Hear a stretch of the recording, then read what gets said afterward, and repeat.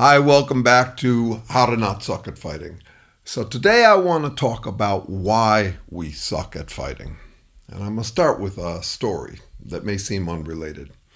I knew this lucky woman.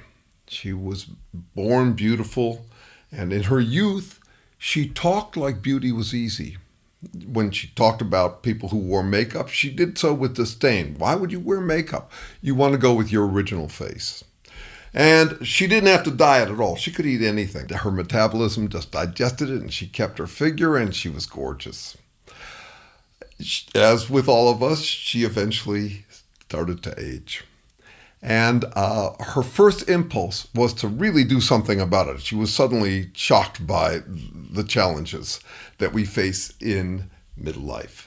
And she did start to wear makeup, but she also decided to go on all the diets, because the more diets you're on, the more effective your dieting will be.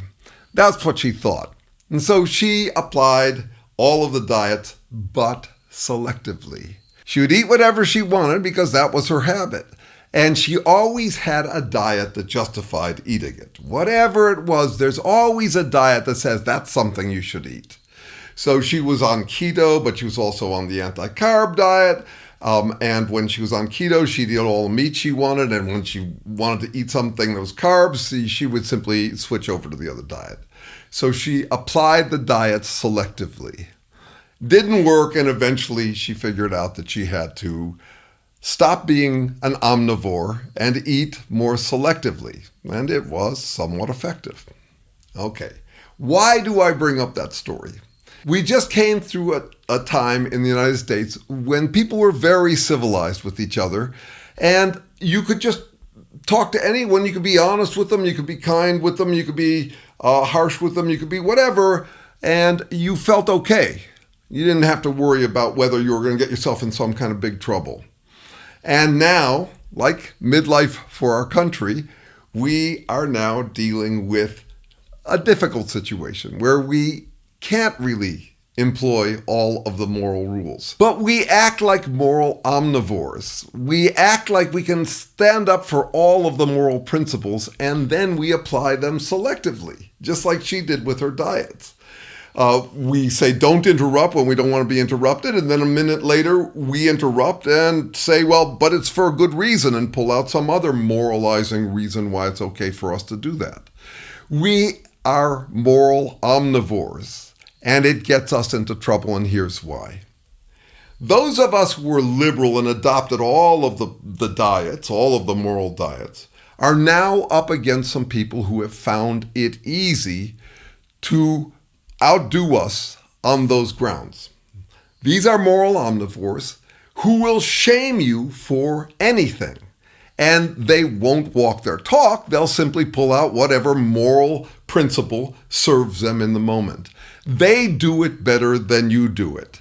They always act like whatever they think is the moral principle in the moment is always the moral principle, and then they drop it for another one. If you wonder why we're dealing with so many hypocrites these days, it's because we have found this easy path. And it's so simple to do. What you do is you basically eat the morals by taste. If it tastes good, it's about you. You swallow it and embrace it as about you times infinity. And if it tastes bad, you throw it at your opponent in a fight and you moralize at them. You pretend that the universe is on your side or that God is on your side or whatever, but you apply it to them as you've got to eat this awful thing because you're bad. So it's basically, if it tastes good, it's about me times infinity. If it tastes bad, it's about you times infinity. That's all there is to the game. And the object of the game is to get your opponent to be talking about what you want to talk about.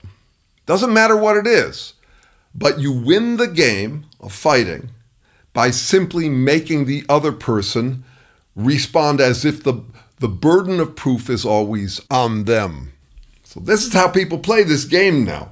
I'm thinking primarily of the Trumpists, but any of us might do this in the touchy 2020s.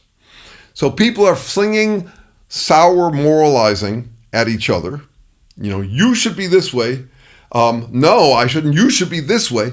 And it's these moral omnivores who act like the more morals you claim, even though you apply them selectively, the more moral you are. So to win that game, all you have to do is get your opponent talking about what you demand they talk about. It's a power move. We call it frame dominance. And what's the most effective way to get people talking about what you want to talk about? Attack them.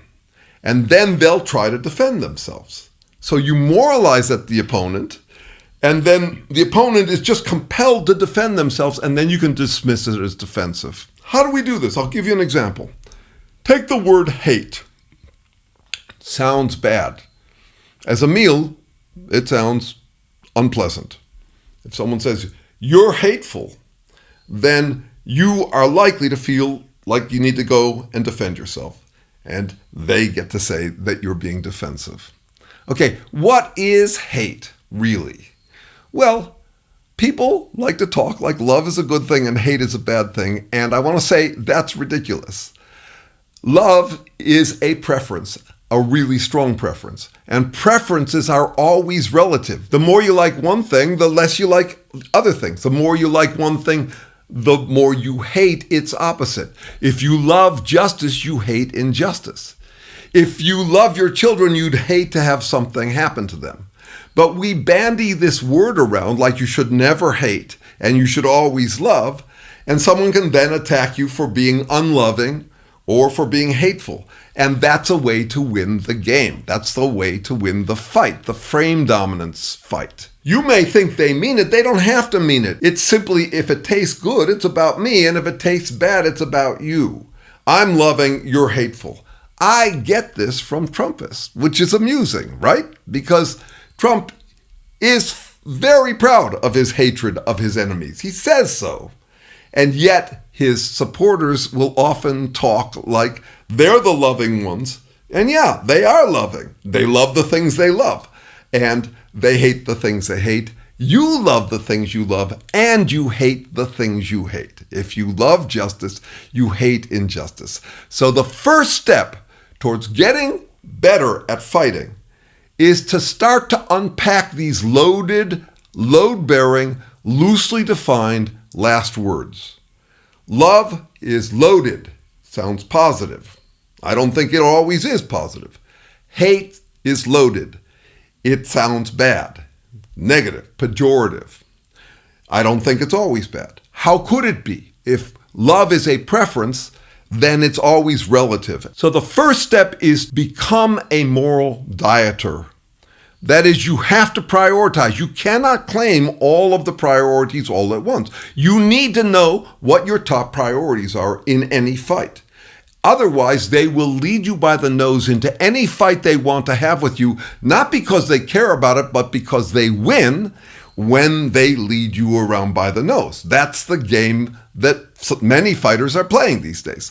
So the first step is to prioritize and to unpack these loaded, load-bearing, loosely defined last words. So I'm going to come back to that. It's a loaded word. Love sounds good. It's load-bearing. People plop themselves on top. They say, I'm the loving one. Okay?